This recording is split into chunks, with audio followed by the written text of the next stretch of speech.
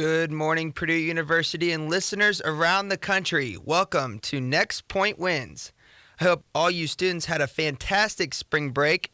I have a busy show planned for us today. We've got a lot of hoops talk, a little bit of NFL, NBA, a little bit of everything. So buckle in, sit back, relax, and enjoy the next hour of Next Point Wins. I'm going to be honest, this morning I wasn't sure I was going to make it to the show today. Got the flu early yesterday. It was a rough day yesterday. I was listed as questionable, but I would have put myself closer to doubtful. Woke up this morning, felt a lot better, and, sometimes you have to play hurt. So that's what I am doing today. I'm going to play a little hurt. And if I was in the NBA, I probably would have taken the night off, especially if I was like LeBron or Kevin Love, Kyrie Irving. There's a couple shots there. But, every day is a Super Bowl, so here we are. And let's get to the scoreboard. Scoreboard, scoreboard, scoreboard, scoreboard, scoreboard, scoreboard.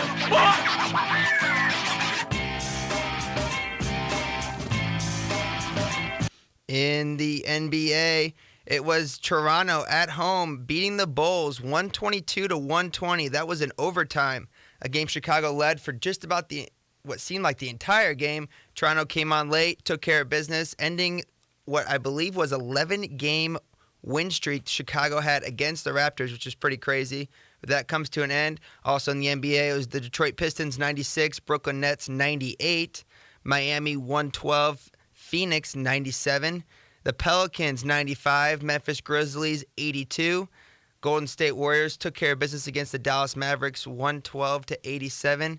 San Antonio 100, Minnesota 93, Milwaukee 93, Portland 90, and to round out the NBA, it was the LA Clippers 133, the LA Lakers 109. In NIT action, we had Georgia Tech, the 6th seed, beating Mississippi Ole Miss, the 5 seed, 74-66. Also, Richmond got taken down by TCU 86-68 over Richmond, which ends the season for Richmond. TCU having a strong postseason play after upsetting Kansas in the Big 12 tournament and now going to the NIT and taking care of business there. In the World Baseball Classic, the only game last night was USA versus Japan, and USA wins it 2-1. So Team USA will play for the World Baseball Classic Championship tonight. Also in the NHL, it was the Calgary Flames 2, Capitals 4, Pittsburgh 3, Buffalo 1. New Jersey Devils beat the New York Rangers 3-2 in overtime. And Vancouver beats the Blackhawks 5-4 in overtime. And that is your scoreboard. This past weekend, I watched, I would say, a healthy amount of college basketball. Others would say an unhealthy amount. I did the math because I was curious so I could let you guys know how much basketball I did watch. From Thursday at noon to Sunday at midnight, I watched just under 36 hours of basketball. I didn't miss a single second of action Thursday or Friday, so that was about 12 hours each, which gets me to 24. And when I really mean that. Like I'll put up a picture on SoundCloud and YouTube today for you podcast listeners. I'll kind of show you guys my setup. I had every game covered with multiple TVs. And I sat down and just enjoyed what, in my opinion, is the best day of the year, or 2 days of the year. And then Saturday, I was hit or miss. I went to a high school basketball semi-state tournament game. I went out to dinner to celebrate my sister's birthday. And so I was kind of here or there on those games. I saw a bit or a part of every game but one. I didn't see a single second of the Xavier game. That's the only game I missed completely in the tournament so far. On Sunday, I got right back to where I was supposed to be and sat down I think the game started on Sunday around, there was one at noon, but they really didn't start turning up till about 6 p.m. But I sat down and watched every single second of those. So, yeah, I'm talking about, I would say about 32 hours, between 30 and 32, I would say. So I got my fair share. It was just as enjoyable as I could possibly imagine it to be. Let's talk about Purdue first, since I know I have a strong crowd of Purdue listeners listening to me right now live on WCCR Purdue. By the way, if you want to contact the show, you can email nextptwins@gmail.com. Any questions, comments, or concerns. Also, you can go to Twitter, Matt_Gigli, Gigli. And that's where you'll find our poll question of the day. And the poll question is, do you pronounce it tournament or tournament? I'm going to do that again. Tournament or tournament? After watching all those hours of basketball, I heard it both ways multiple times. I'm just curious on what my audience pronounces it as. I'll give you guys those results towards the end of the show. So, yeah, Purdue taking care of business both days. Both days were nerve-wracking, Thursday and Saturday. Thursday beating a very pesky Vermont team, a team that shot better than I thought they would from the outside, which has been proven to give Purdue fits all year long, is the 4 and 5 positions, being able to shoot the three or extend our defense out, because that's what creates those driving lanes and those pick and pop open three-pointers that we seem to have trouble defending game in and game out. And then it was Iowa State on Saturday, and the first half of that game was probably, actually it's really no question for me, the best half I've seen Purdue play all year long. And it was one of the most exciting games of the tournament so far because of the incredible comeback that Iowa State put together in the second half. But I think that players of the game would have to be Caleb Swanigan, of course. Big rebounds down the stretch. Even towards the end, we were dishing inside to him almost every possession. It was about 50-50 whether he'd get a good shot up or if it would be stripped. But he comes to a point where you got to go with the guy that got you there. And we continued to pass it in and end up paying off. And then the big rebounds towards the end of the game. I thought Vince Edwards was also impressive. He's actually been impressive this entire tournament. He had a really strong game against Vermont, and he backed that up with another strong performance against Iowa State. There's some crazy stats out there of what he's done as in his career at Purdue in the tournament, and his numbers are ridiculous, and they're going to need another big game from him on Thursday in order to get that upset. I thought Isaac Haas played really well, limited minutes just because of how good Vince and Biggie were playing, but when he was in there, he made a difference. Shooting percentage, defense, rebounding.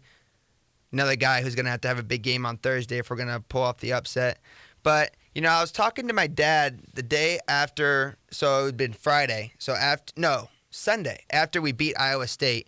And he kind of asked me a question that it made me think. He was like, when is it a successful season for Purdue? Like, is the Sweet 16, like, do we deem that successful, or where does this team need to go in order for us to justify it being a good season? Because, of course, you always want to win the national championship. That's why you play. You play to win the last game and to go out a winner. But, there's hundreds of teams in the NCAA, and only one gets that trophy.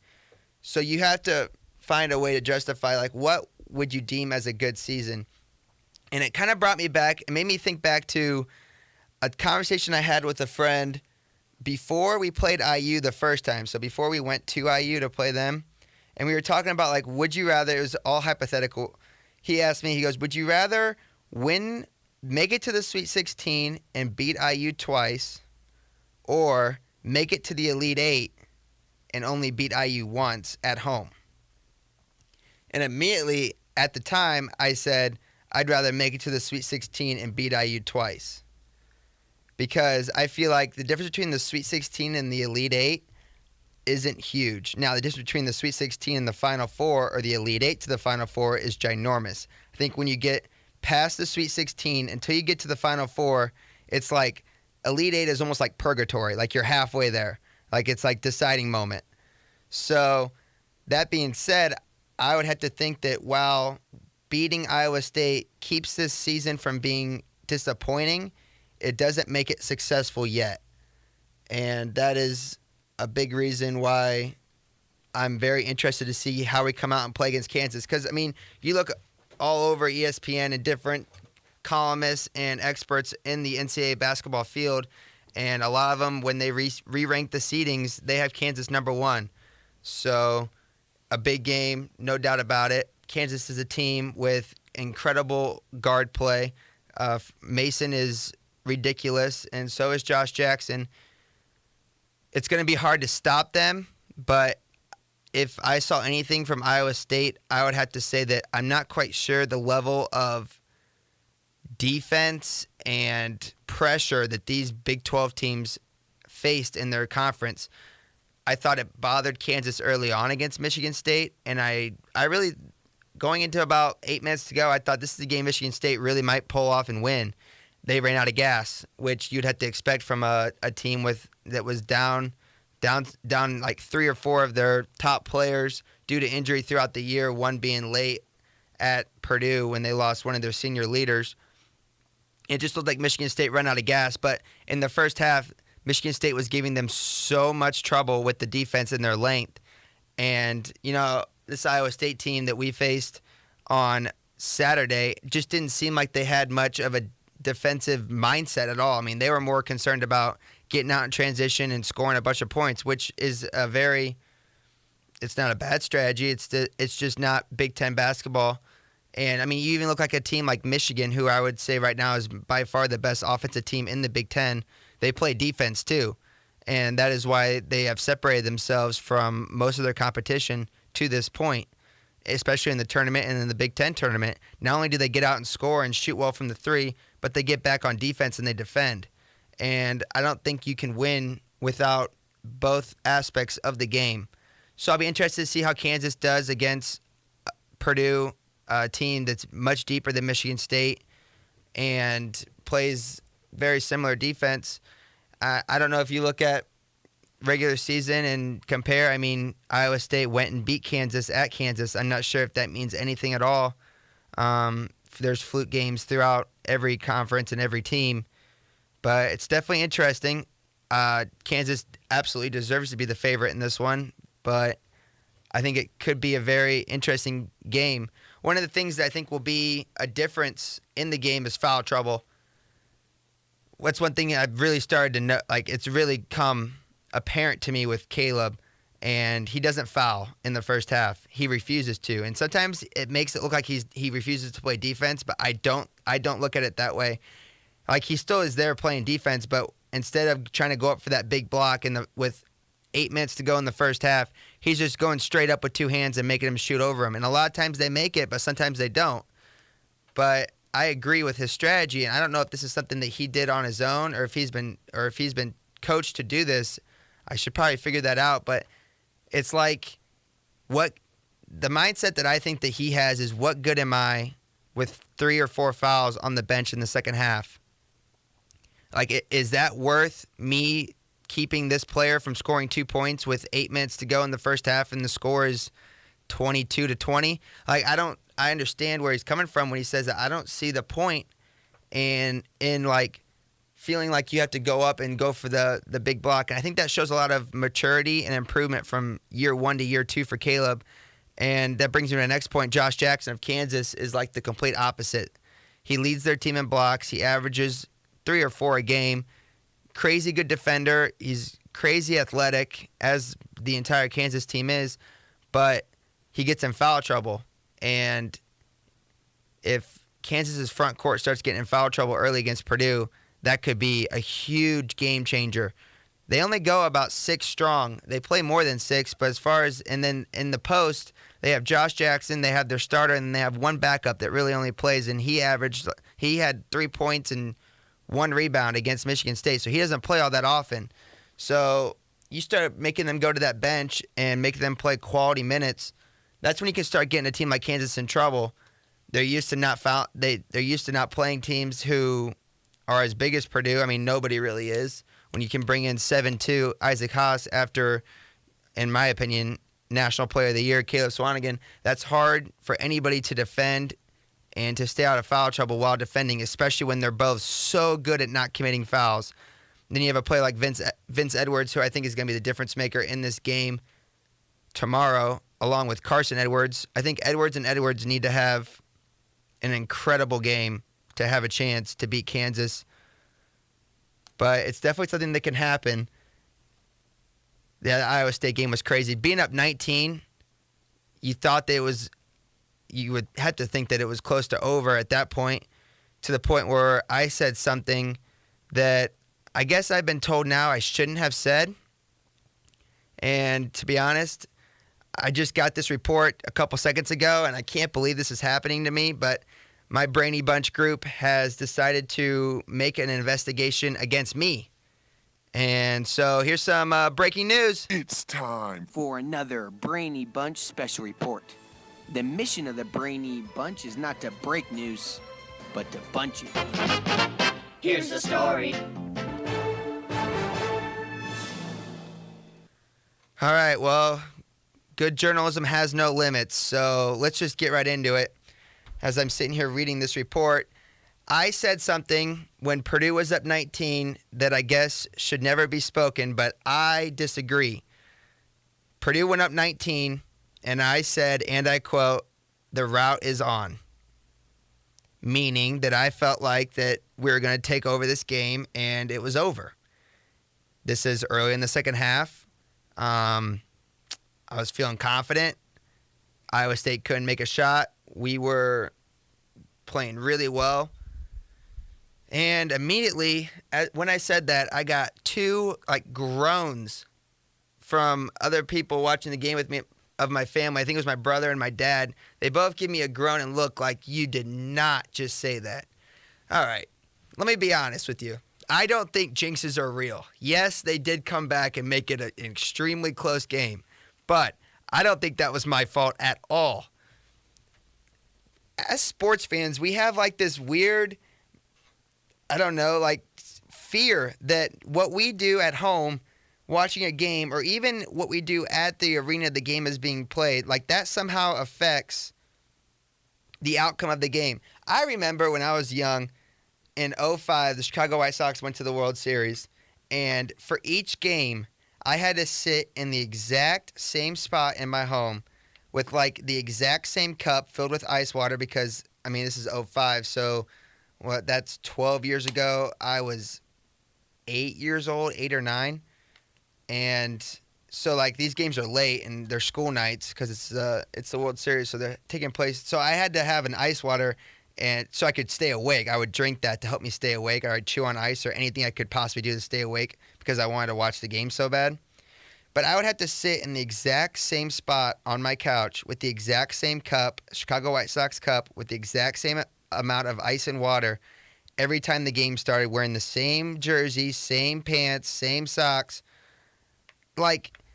Because I thought as a kid that if I would change anything at all, it would change, the White Sox would lose. And as a kid, it's kind of funny, and it's okay, that's whatever, that's cute or whatnot.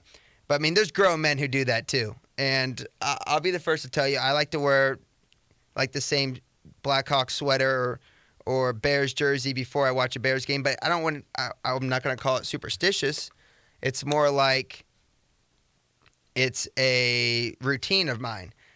But that's the other thing, if you're as a fan want to look forward to 2 games down the line, if you're a Purdue fan on Thursday and you're rooting for Nevada and Kansas to lose and this and that because you're okay, when we get to this point in the Elite Eight, I hope that this team is left to play. Some people think that that's the worst thing possible to say, oh, you just jinxed your team beyond any measures and now there's no way they're going to make it there. It's not a thing. What I do in my home in Fort Wayne, Indiana, will not affect the outcome that happens in Milwaukee. Yes, I understand that in this situation, they did come back and make it extremely close. But that was not on me. But, oh, man, that second half was brutal. Just sitting there, and as it started getting closer and closer, I just could feel their glares at me you did not just do this to us. I can't believe you just did this. And, another one that cracks me up is, the announcers when they say something about somebody making this many free throws or making these many in a row and then they miss a free throw. I don't know why it happens so often, but it really does seem more often than not when they do that, the player really does miss the free throw. But let's be honest. no matter how much you want to put the announcer jinx on the player, it's not a thing. Like, it doesn't exist. There's no way that, first off, the player can't hear you. It's impossible to hear because you're talking into a microphone at normal volume because you have a microphone. So the player who's on the court with 100 other noises is not going to hear you. And yes, it's unfortunate when it happens. And yes, you usually get abused on Twitter, or, a lot of times the announcers even say, ooh, got him with the jinx there. But it's not real. And it cracks me up how superstitious sports fans are when it comes to these things. And so I guess, yes, I understand that I made a mistake. You can guarantee I won't say anything tomorrow night if things start going well. And see, now I just said things start going well. Somebody out there is probably like, oh, he just jinxed him. No, it doesn't matter. Like, what I'm saying right now has nothing to do. Here's what I want. I want Purdue to win tomorrow night, and I want Michigan to win, and I want to play Michigan again. Actually, to be honest, I don't care if it's Michigan or Oregon. I think Purdue can beat either one of those teams handedly. Yeah, that's crazy, and I know that's my black and gold bleeding through because we've lost to Michigan both times. But just out of pure odds and predictions, I would say that, within 3 times you should be able to beat a team once. That being said, Michigan's playing really good basketball, but I feel like their luck has got to run out sooner or later. But yeah, let me just throw every jinx possible out there so that Caleb Swanigan's going to score 20 points, 10 rebounds tomorrow night. I like our chances of making it to the Final Four if we can get by Kansas. See, I'm just throwing them out, but no one out there can say that this has anything to do with anything. Now, the difference is if a player is looking ahead to 2 or 3 games, now that's different. That could actually have a serious impact on their performance and their team's performance. So, yes, I did put the holy jinx on Purdue. They overcame it. I'm going to be honest, if they didn't win that game after I said that, I'm not sure I would be on air today because I probably would still be in tears. But they pulled through for me. And that's another Brainy Bunch special report. Their journalists first, people second. They turned on one of their own. I understand that. I apologized profusely to everybody that I affected while watching that game. If it's any consolation, I felt really horrible about it. But then later on, when I kind of collected my thoughts, I thought to myself, no, this is really dumb. I had no effect on what happened. But that's how it goes. The Brainy Bunch. We don't break news. We bunch it. We're going to take a quick break here and come back. And when we do, got a little bit more NCAA tournament hoops talk to go over, as well as the segment that is just catching fire. It's so hot, I can't touch it. I'm actually using it to keep myself warm here in the turntable. Unsportsmanlike Conduct. I have a bunch of great ones for you guys this week. We have a fun show planned. Stay tuned. We'll be back right after this on Next Point Wins. Welcome back to Next Point Wins on WCCR Purdue Radio. Thanks to all, 758 of you listening live. Good morning. Those getting out of class at the moment, I hope things are going well for you on this Wednesday, the eve of the Sweet 16. And just to kind of close up my college basketball hoops talk of the day, a couple things that stood out to me in the first 2 rounds of the NCAA tournament. First one, and most importantly, I have to ask everybody, is the Big Ten still down as the conference? I think we all kind of saw this coming. At least I sure seemed to try to predict it as much as I could. I know last week I had the bold prediction that the Big Ten would have more teams in the Sweet 16 than the Big 12. I came up just a little bit short. I had it 4-3. It ended up being 3-3. So we tied the Big 12 in teams in the Sweet 16. Minnesota killed me. I had Minnesota penciled in as the 4th team. But, looking at who's all in, ACC only gets 1, which was obviously the biggest surprise because I don't think it was any question that was what on paper seemed to be the strongest conference of the bunch. Big 12, as I said, with 3, Big 10 with 3, Big East got 2 in, and then you have your SEC team, South Carolina, and you have Gonzaga. So, interesting grouping there. I feel like Michigan just, as I said before, they just amaze me. they're just one of those teams that they have no idea how to lose at the moment. Like, they just don't understand how to lose. And by the looks of it, they're not going to take any time to try to figure it out. There's just a team who's just a pain. They're just a pain to play against because they hit big shots after big shots, and when they're not shooting well, they just play incredible defense. So I'm really excited to see that Michigan-Oregon matchup. I'm not quite sure who has the upper hand in that one. Oregon, a quiet team, maybe not getting as much credit as they should. Michigan, no doubt the hottest team in the tournament. And then you have Wisconsin. And if you talk to Villanova, I would think that they're the biggest, supporters of the theory that, thank you, selection committee, you gave the Big Ten zero respect, and because of that, we get punished. Because there's no way Villanova should have had to play Wisconsin in the second round. And to be honest, there's no way Gonzaga should have had to play Northwestern in the second round, and they got lucky and just and squeaked by a little bit there. I guess I shouldn't say lucky, but they were fortunate enough to get the win. But I mean, you change a goaltending call in that game, and a couple other things bounced Northwestern's way. We could be talking about two Big Ten teams upsetting number one seeds in the second round, making it to the Sweet 16. And it was crazy because I really did. I felt like the Michigan seed was fair. I thought Minnesota was way too high in the seeding, and I thought Wisconsin was way too low. So I guess I apologize to Villanova, but because of that, they get punished for it. And overall, I would say it was a solid weekend of games. There wasn't your big buzzer beater, crazy Cinderella story upset. So it wasn't an amazing weekend of games, but it was a solid weekend of games.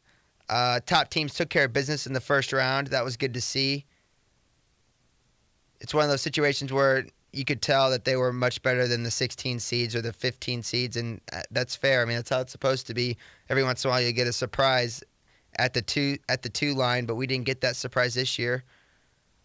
Also, a couple things that I guess jumped out at me while watching all of the coverage I did. I want to first off by say that Charles Barkley is absolutely incredible. I think Charles Barkley is hilarious, or Chucky as I like to call him. I think Chucky is fantastic. He was so funny. Just, it's one of those things where, like, you have it's hard to comprehend how hard of a job that is. It looks really easy, but it's really not, because he had to sit there all day from noon to 10 or 11, I think is when they went off air. It might have been 10. And it's hard because you have really no idea. Like, there's no set time that you're going to be going live. So, like, you always have to be on or close to on. And when I mean on, I mean, like, ready to roll. So I'm sure they had a crazy spread of food and stuff for these guys and whatnot. But that's a lot of talking about basketball. And it can get repetitive because you got 4 games going on 4 different stations. And at any moment, any of the 4 could be going to halftime or end of game. And that's when they go to these guys live in the studio. And it's just one of those situations where you could be talking about and the Arizona game, and you just got finished talking about that, and halftime is over, and immediately another game goes to halftime. And so now you have to repeat and talk about the exact same thing while still trying to give maybe a new perspective or look at a different angle. Like, there's only so many angles to these games, and I think that that's a really tough job. I thought that they all did really well. Everybody at Turner Sports, the broadcasters, people in studio. I thought that it was very impressive lineup of people talking. As far as my favorite, Reggie Miller is by far my favorite color commentator in the tournament. I think there's something to be said about people who understand when to talk and when not to.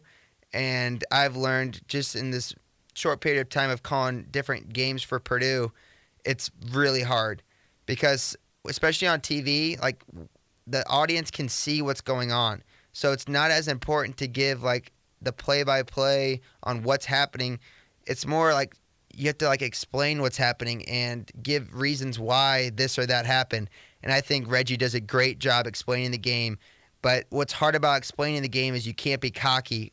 And a lot of times, even if you don't mean to be, you come off as cocky, especially if you're a former player. like Reggie was and a great player like Reggie was.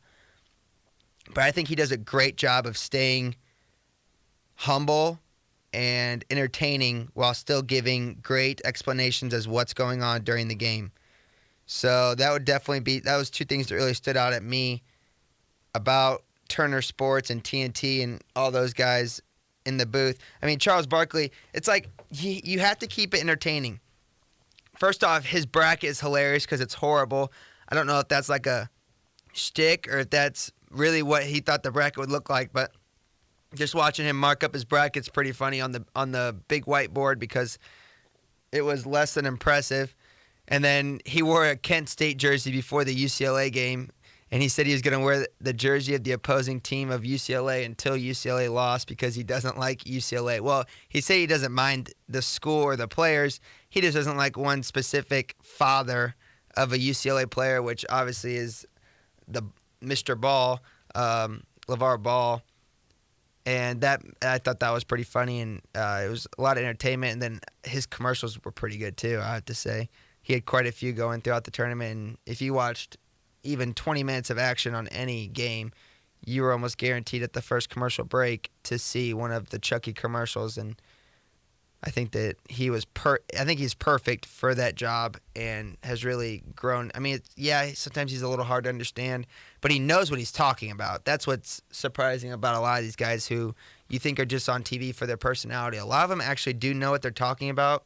You just have to like weed through all the entertainment and the shticks that they have to find what really is their underlining message. And for Charles, normally it's pretty knowledgeable. All right, I promised it. Here it is for you. Unsportsmanlike Conduct. And now, an unsportsmanlike conduct. Personal foul, number 15 on sportsmanlike conduct. That's a horrible call!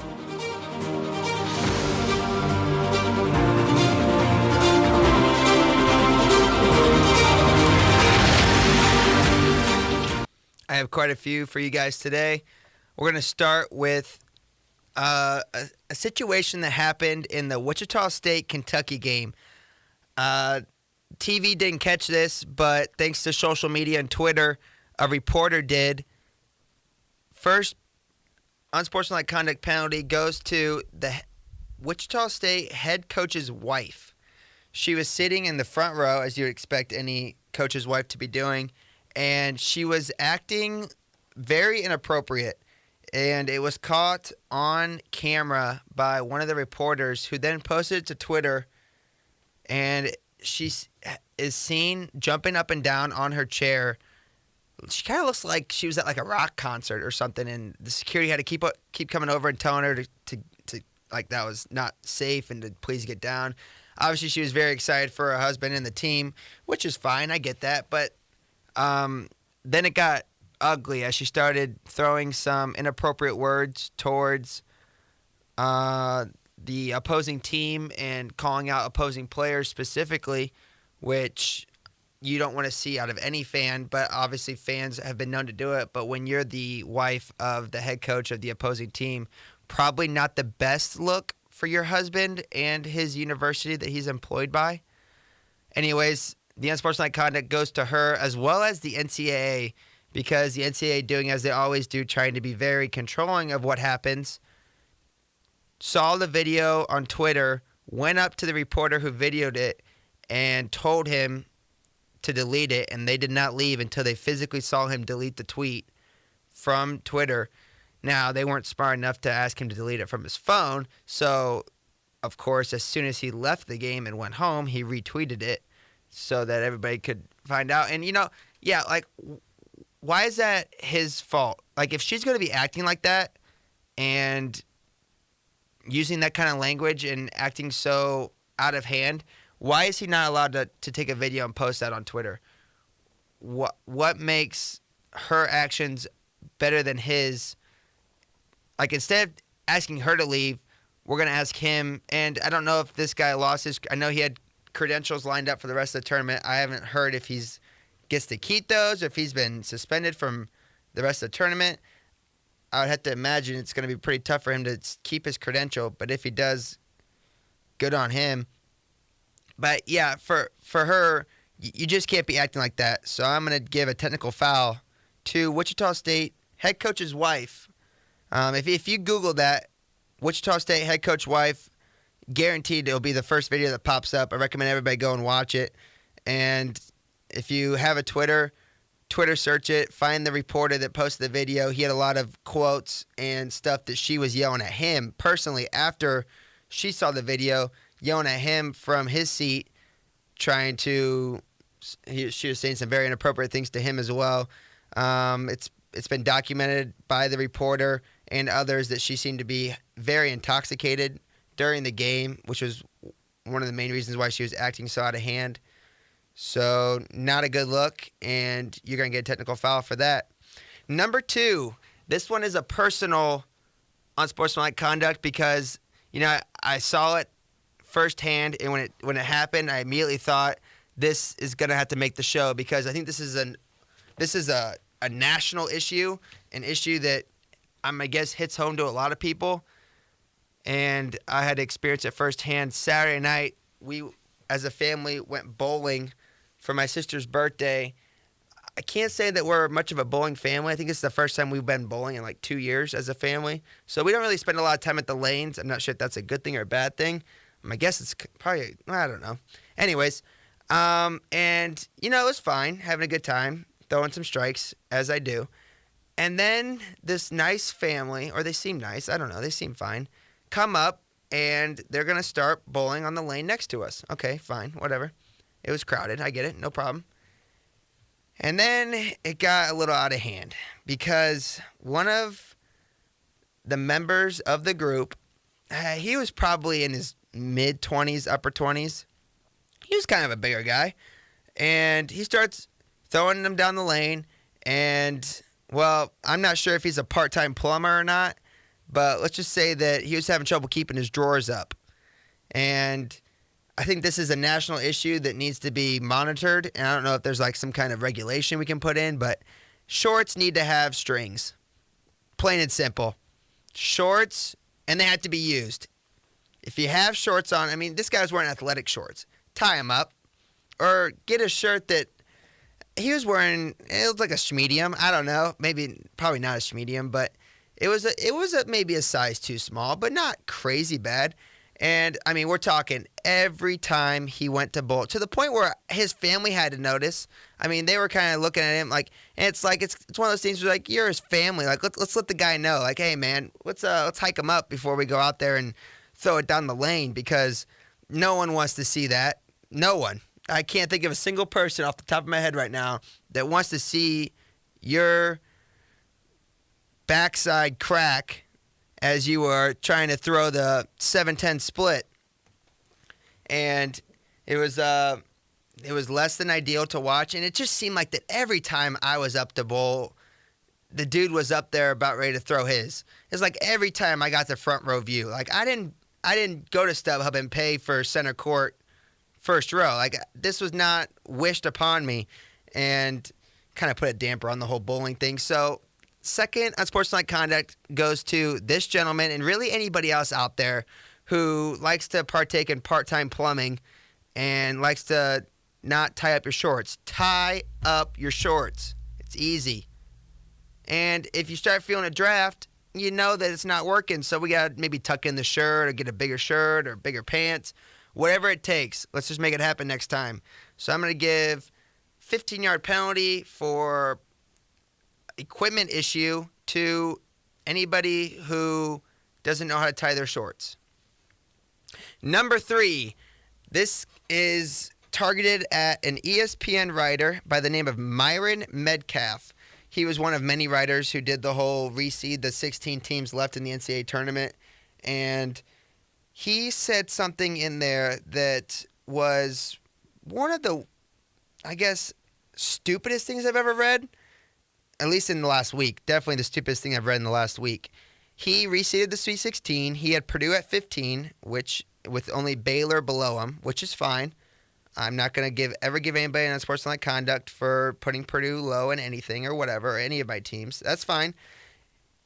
The problem is after each team he seeded, he put an explanation for why they are the seed that they got from him. And this is where he wrote something that, if he would have just left it Purdue 15 and moved on, he would have been fine. But he wrote this, and I quote, Caleb Swanigan is a finalist for the Wooden Award after an impressive regular season for the Boilermakers. He finished 8 for 19, 3 of 6 from three-point line, with 20 points in one of the weekend's most exciting games, a thrilling win over Iowa State. All right, fine. Here we go, though. This is going to get you a penalty every time. Then he says, but if you removed Swanigan's contributions from his team's win over the Cyclones, Purdue would have gone home. Yeah. Normally, teams whose best player doesn't play, they normally don't do well. And if you go hindsight and you see that Purdue won by, I think, 3 or 4. I guess I don't remember the final score. Anyways, it was under 5. If you go hindsight and you see that a team won by less than 5 points and the player you're talking about had 20, of course they're going to lose because that's 20 points you don't get. What a dumb thing to say. If you remove Swanigan's contributions from his team's win over the Cyclones, Purdue would have gone home. Okay, I'm going to ask you to name one team in the Sweet 16 who would have won their game, either one of their games, without their best player. I would say 4, maybe 4, maybe 5. 4 or 5 teams would have won both their games without their star player playing. So, what a horrible explanation. You could have said something about turnovers. You could have said something about sometimes lacking a three-point efficiency, sometimes not making their free throws. You could have said so much cliche stuff, but you try to go out in the open, and you just whiffed. So, Myron Metcalf, ESPN writer, Unsportsmanlike Conduct. And last but not least, we go to the NBA. Last night, we got another fight. I guess just the NBA in general, we're starting to get, I guess it's going to turn into a little bit of a boxing match because it's not entertaining enough because none of the stars play nowadays, it seems, that we're going to start having players fight, which it's cool with me as long as they're good fights, I guess. And last night, we got a pretty good one. Normally in the NBA, I would say of all major sports, I'd say the NBA basketball has the worst fights ever. It's a lot of just chest to chest, maybe a little bit of shoving, a lot of holding people back because if you let go of them, they're going to go do something, which normally they wouldn't, but we're going to still hold them back so it looks tougher. Last night in the NBA, we had a pretty good one. It was Chicago and Toronto. Brook Lopez of the Bulls and Serge Ibaka got in a little bit of a scrum, and we got some punches thrown. Brook Lopez landed a nice one on the chin. Serge got one back at him. The reason for the fight was pretty stupid. They were like boxing each other out, and there's a little bit of shoving, nothing crazy at all. It was actually not even that physical. Shot went in. Serge caught the ball underneath the hoop, and Brook, for some reason, tried to knock the ball out of his hands, which, once again, not all that huge or horrible, but it was enough to get Serge Ibaka pretty fired up about it and gave him a little shove. Then Brook Lopez threw the right hand. Serge came back with one of his own, and then it turned into every NBA fight we've ever seen, a lot of pushing and shoving. But up until the pushing and shoving, it was pretty good. So, hey, it gets me to watch the NBA. I wouldn't otherwise. So if you're going to start having a mid-third quarter scrum, I'm in. Let's do it. And that's Unsportsmanlike Conduct. Other big news in the NCAA, IU fires Tom Crean. We talked about this on my show, a couple past episodes, on what this means for IU, and I was in the camp that Tom Crean shouldn't be fired, and I'm going to stick by it. Couple things that jumped out at me about this firing. First off, very convenient timing. It was released at noon on Thursday, right when the game started. I think Notre Dame had just made their first shot, and boom, it's released that Tom Crean's fired. So of course, IU trying to throw it a little bit under the table as you would expect. If you look around the sports world, anytime there's a big transaction move, negative one, a player being released or somebody getting fired, a lot of times you'll see it happen on Friday afternoon because you try to catch the sports shows as they go into the weekend or the morning sports shows on Friday. And then by Monday, it's usually long and forgotten, or at least it's not as pertinent as it would have been if you would have announced it on Wednesday at 8 a.m. So, smart move there by IU to announce it at the time they did. I think that IU overreacted. I think the fan base overreacted, and I think the pressure from the fan base caused the athletic director to overreact. This man was the Big Ten Coach of the Year last year. And last time I checked, the coach on the floor is not the one having to take care of the ball. Like, it's not his job to make sure that you make a decent pass to your teammate. And this is something that we see, we see it time and time again, is impatient people are getting coaches in all sports fired. In the NFL, it's 1 or 2 years. That's all you get. NCAA, 1 or 2 years. No, MLB, a little bit longer of a lifespan. You usually get 3 or 4 years to turn it around, but because you have to work through your minor league system and whatnot. But impatience. IU got impatient. He was not a bad coach at all. Great recruiter. Okay coach.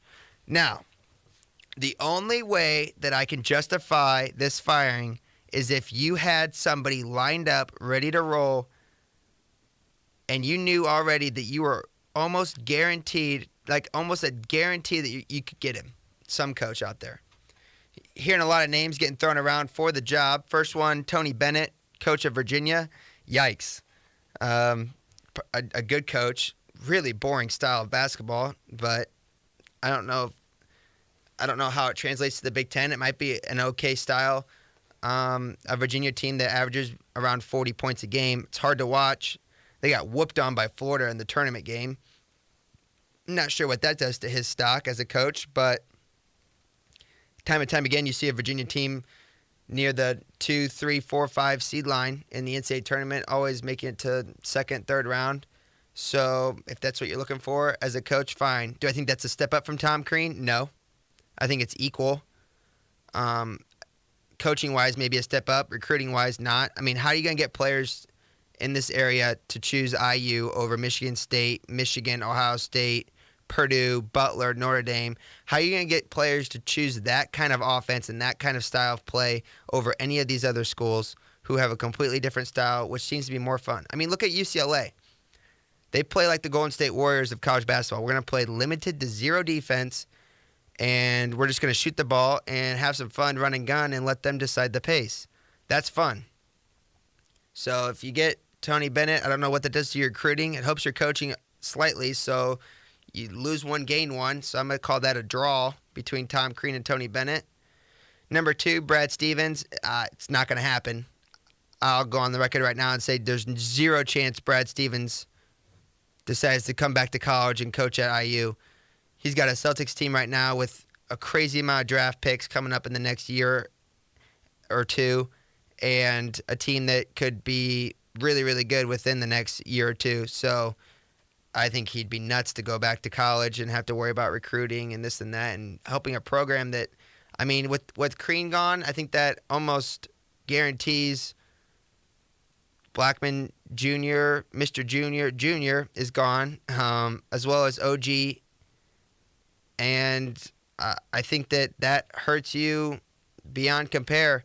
I think it was almost silly that the buyout was huge because they did it so early. I mean, the buyout would have been down $3 or $4 million if they would have waited till July. I know that's too late for recruiting purposes, but you had to have somebody. Next up on the list, Steve Alford, coach at UCLA right now. Good style of offense. Sure, I could see him going back to IU. I don't know why he would. If I was him, I'd stay at UCLA and ride the Ball family genes until there's no one left to come through that system. He is an Indiana guy. It'd be interesting to see it happen. I think that would definitely be a step up from Tom Crean. I just don't know if it'll happen. And then Billy Donovan, very interesting. He's with the Thunder at the moment. I don't know if that's the right move. I do like Dan Fife as a possible candidate. I think there's a better chance of him than any of these other guys. He's a assistant for Michigan State at the moment. But, you know, It's tough. The IU basketball job is a really good job. Like, that's a crazy good job. And they should have no problem bringing in a good coach. But the question is, at what price are you going to have to pay for that coach? And for some of these coaches, what kind of price are you going to have to give up to go to IU? Second, what kind of leash will you have? Because if I'm looking at what happened to Tom Crean, I would have to be a little skeptical of the faith that AD and that athletic department would have in me. And I think that's something that coaches are seriously concerned about with this IU job. I mean, they're turning over football and basketball in the same exact year. So you have to up front say, like, what kind of trust do you have in me to give me a few years to get this back going right? And this is not a program that is destroyed. They could very easily be a strong team next year and in the next couple years because of the program history, and it's not hard to get good recruits to go there. Would it help if you could keep Thomas Bryant or James Blackman Jr. or OG to stay? Yeah, I doubt it will happen unless it's one of these big namers that I mentioned before, and these players don't think that they're going to be high enough in the draft boards to go pro. But if you lose all three of those guys, and I saw that already two of their commits decommitted, you're going to have some scholarships to hand out so you can find some fifth-year players. But, man, seems like a lot to handle. And in golf, Tiger Woods hopes to play in the Masters. He's going to attend the championship dinner that week in Augusta. I think we all hope to see Tiger Woods play in the Masters. He says he's mentally fine, just physically has a couple things to get over. I hope that he can figure it out. In the NFL, Tom Brady's Super Bowl jersey was found. Some international media member had it. He had two jerseys, Brady's from last Super Bowl and the Super Bowl even before that. Pretty crazy. Cam Newton was announced yesterday. He has to have shoulder surgery, rotator cuff. They say he should be ready to go for training camp, so that's good news, but just goes to show that Cam Newton is not untouchable. He's got to be careful, take care of his body. Other big news, Marshawn Lynch, he's debating a return to the NFL. He's a former running back for the Seattle Seahawks. He's thinking about wanting to come back and play some more. He said he misses the game, but none of us are really sure what he will do. He's kind of unpredictable, as we all know. A lot of people are trying to say Raiders. I think that'd be a great fit for him and the franchise. It's just hard to tell. Colin Kaepernick. Big situation going on with Colin as 0 teams seem to be interested in him or trying to sign him. So now you have the political spectrum and people around the NFL trying to say that it's because of the whole taking a knee thing that he's not getting signed. Do I think that has a part of it? Absolutely. Is that wrong? Nope. It is not wrong at all, because he is not good enough to be signed on talent alone. He has not proven himself in these last 2 or 3 years to be good enough for a team to want him. Is he the worst quarterback in the free agent market? No. But if you take his ability on the field and you add in his off-the-field distractions, you would say, or off-the-field life, we can even go that simple. You put his playing ability and off-the-field life, and you put those together, he immediately goes from a mid-range quarterback in the NFL to a lower-end quarterback in the NFL. Is that right? Sure. He made his choices. No one told him to do this. It depends on what his big picture is. Like, if his big picture was for change and he got the change he's looking for, or he's working towards that change, then football was put second, which is fine. Football doesn't have to be first in his life at all. Social problems or personal problems can be number one in his life. No problem there. But when you do that, you can't complain about people not taking you seriously on the football field and in these organizations. If he didn't do the whole social stand, do I think he would be signed at this moment? No, I don't. Do I think it would be closer? Absolutely. I still don't think he'd be signed at this moment. I think that at the end of the day, before week 1 of the NFL season, somebody's going to sign him. I think that he just hasn't proven himself on the field. Like, throw away all that extra stuff. Like, just throw it to the side.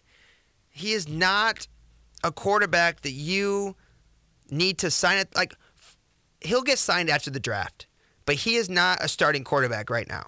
And I'm not sure he ever will be. No matter what some people say, I think he might have already reached his peak.